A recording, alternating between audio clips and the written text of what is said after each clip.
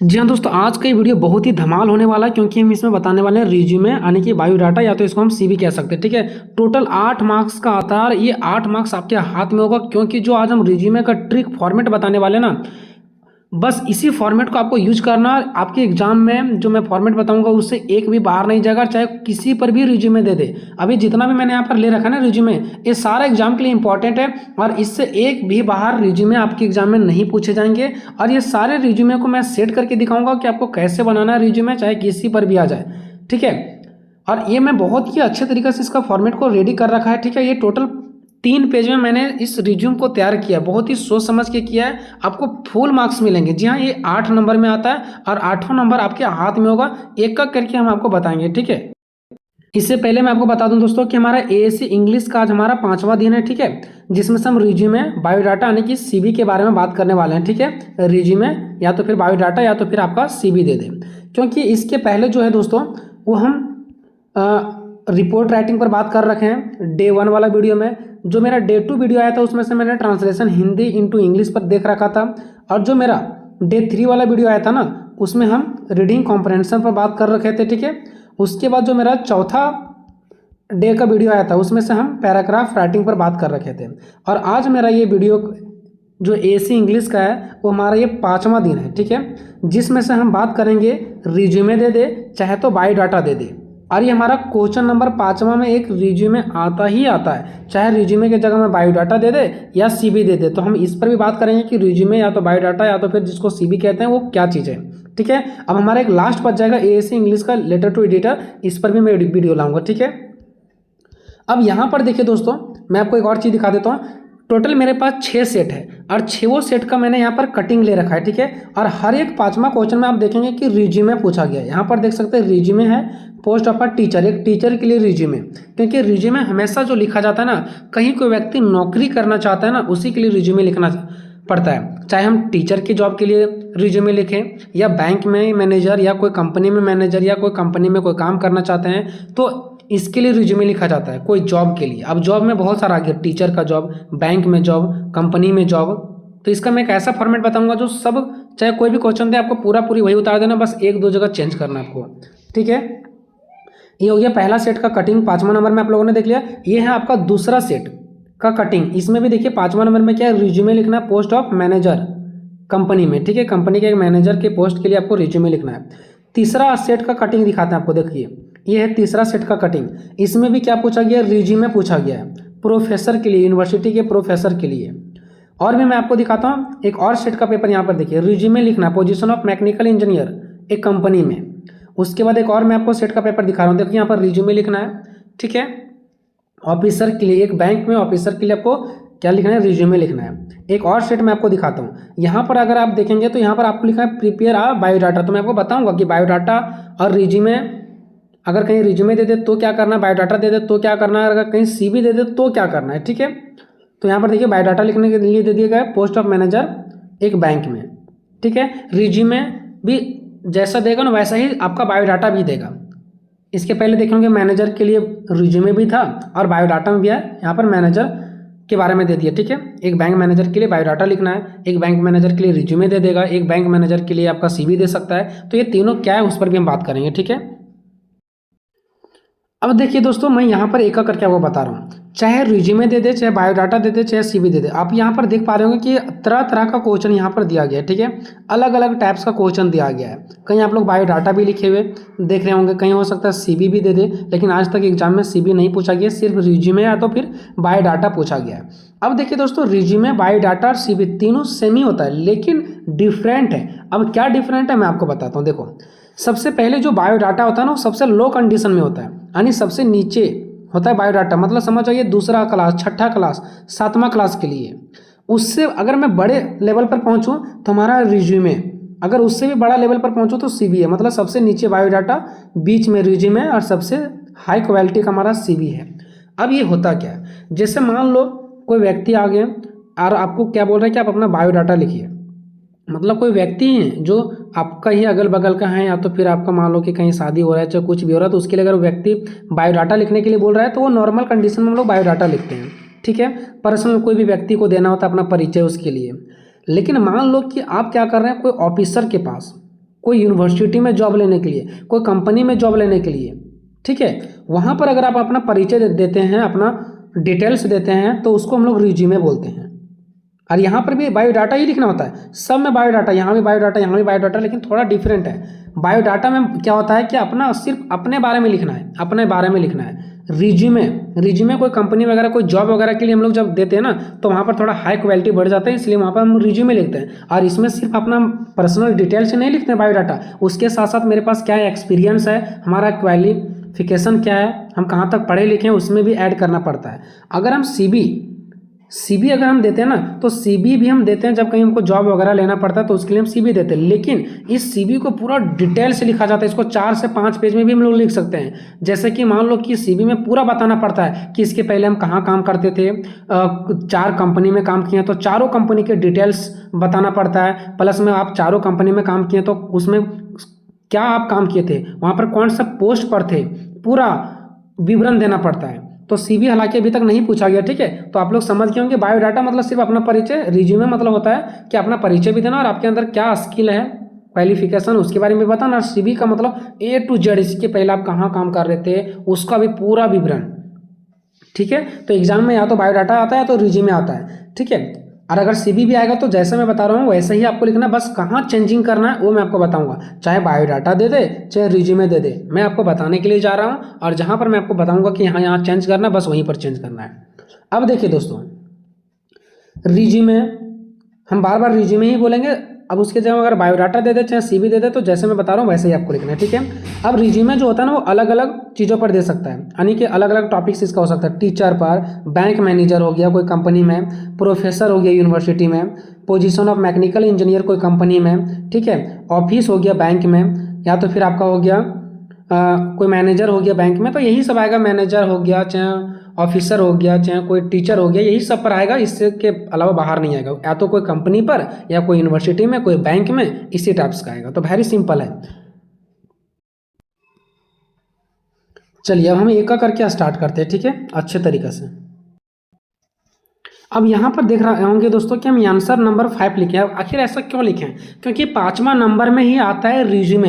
तो जो आपको आंसर शीट मिलेगा ना, तो वहाँ पर ऐसा ही लिखना आंसर नंबर 5। अगर मान लो कि आप पहला क्वेश्चन का आंसर दे रहे हैं ना, तो ऐसा ही आपको लिखना आंसर नंबर 1, उसके बाद आंसर लिखना है। मान लो कि आप 6ठा नंबर का क्वेश्चन का आंसर दे रहे हैं, तो लिखना पड़ेगा आंसर नंबर 6, ठीक है। तो अगर मान लो कि रिज्यूमे हमेशा से अभी तक जितने भी पेपर हुए हैं सब में 5वां नंबर में ही आए हैं, इसलिए हम लिखे आंसर नंबर 5। मान लो कि बाय द वे अगर आपका 6ठा नंबर में रिज्यूमे दे देता है, तो आपको लिखना आंसर नंबर 6, ठीक है। ये चीज़ हो गया। उसके बाद यहाँ पर आपको रिज्यूमे लिखना है दोस्तों कैपिटल लेटर से, और इसको अंडरलाइन करना है, ठीक है। हम अलग अलग पेन का यूज किए हैं, ठीक है। आप एग्जाम में एक पेन का यूज करो, बढ़िया राइटिंग से लिखो, वही होगा। बार बार पेन चेंज करने में समय खराब होता है। एक ही पेन से लिखोगे अच्छे राइटिंग में, और अंडरलाइन भी करोगे तो बहुत लुक भी लगेगा देखने में, ठीक है। सबसे पहले आपको क्या करना, पर्सनल डिटेल्स देना है, और इस साइड आपको एक फोटो का इस प्रकार का चिन्ह दे देना, यहाँ पर लिख देना फोटो, ठीक है, क्योंकि फोटो चिपकाना होता है। पर्सनल डिटेल्स में देखो आपको क्या क्या लिखना है। नेम लिखना है अपना फादर्स नेम लिखना है, मदर्स नेम लिखना है, कुछ भी यहाँ पे लिख सकते हैं, क्योंकि हम लोग एग्जाम के थ्रू से पढ़ रहे हैं। हाँ, वाकई में हम लोगों को कोई कंपनी में देना नहीं है। उसके बाद डेट ऑफ बर्थ, जेंडर क्या है, मेल है तो मेल, फीमेल है तो फीमेल, कैटेगरी आपका क्या है वो देना है, मैरिटल स्टेटस मैरिड है या अनमैरिड, नेशनलिटी इंडियन, ठीक है। मोबाइल नंबर आपको दे देना है, लास्ट में ऐसे दे देना है क्योंकि हम लोग एग्जाम में लिख रहे हैं एग्जाम के उद्देश्य से, ठीक है। और अगर कोई कंपनी वगैरह में देना पड़ता है तो पूरा का पूरा मोबाइल नंबर लिखते हैं। ब्लड ग्रुप आपको बताना पड़ेगा, ओ पॉजिटिव बी पॉजिटिव क्या है, ईमेल आईडी आपको देना पड़ेगा। ये आपका हो गया पर्सनल डिटेल्स, ठीक है। उसके बाद यहाँ पर देखें होंगे दोस्तों, पर्सनल डिटेल्स के नीचे मैंने लिख रखा है एड्रेस। तो देखिए जो आपका सीबी है ना और रिज्यूमे है, अगर सीबी या तो रिज्यूमे दे देना तो आप इस एड्रेस को हटा सकते हो। एड्रेस सिर्फ उसके लिए होता है बायोडाटा। अगर आपको बायोडाटा मेंशन कर दिया क्वेश्चन में तो आपको एड्रेस भी साथ में लिखना है।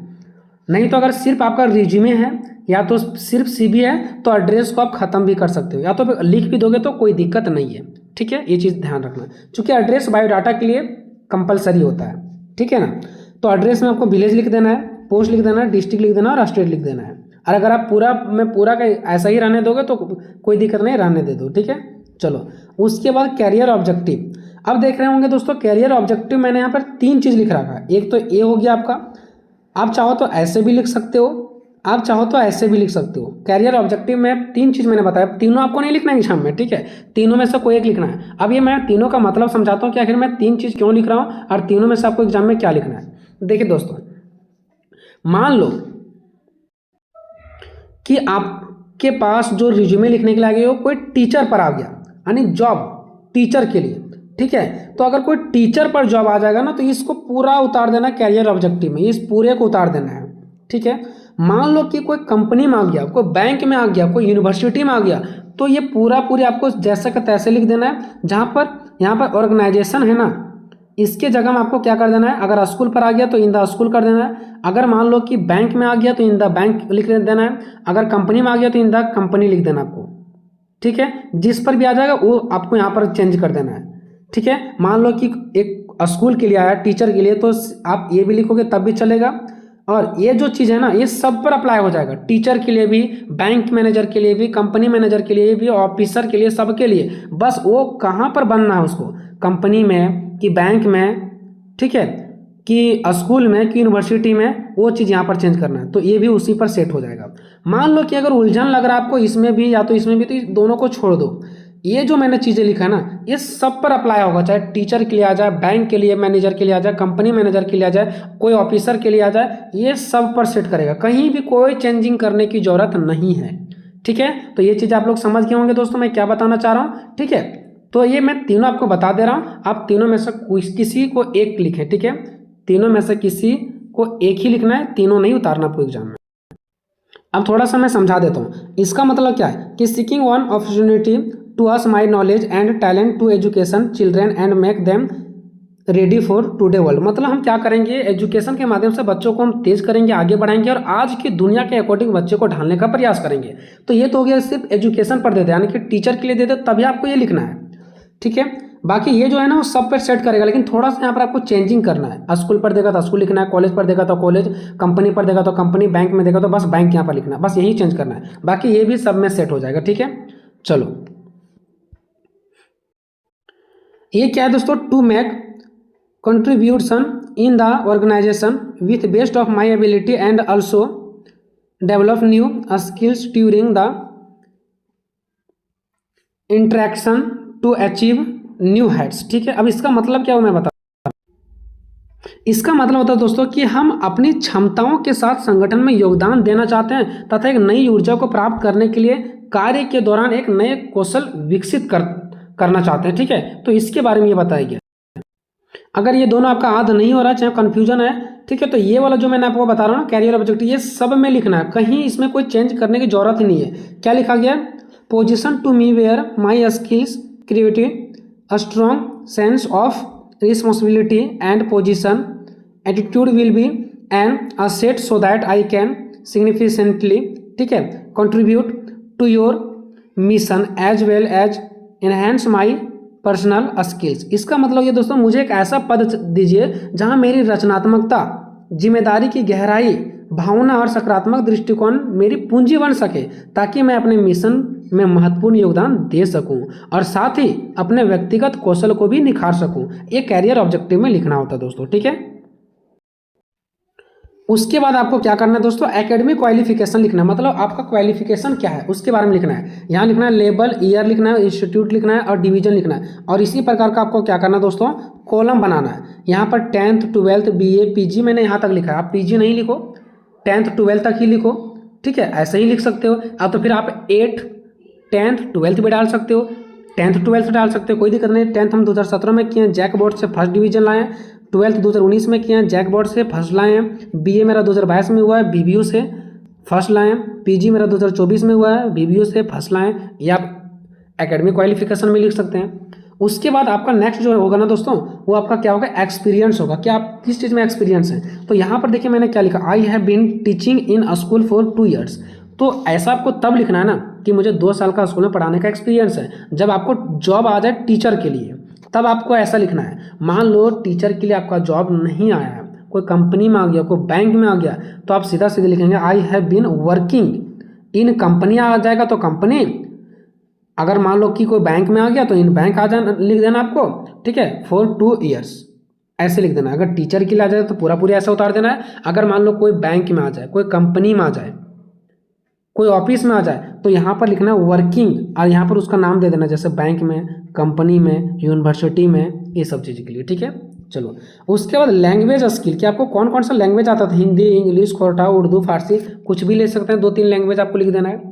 उसके बाद कंप्यूटर स्किल आपको लेना है, क्योंकि अभी का टाइम में कंप्यूटर स्किल बहुत ज़रूरी है। हर एक चाहे कुछ भी काम करो, कंप्यूटर का ज्ञान होना चाहिए।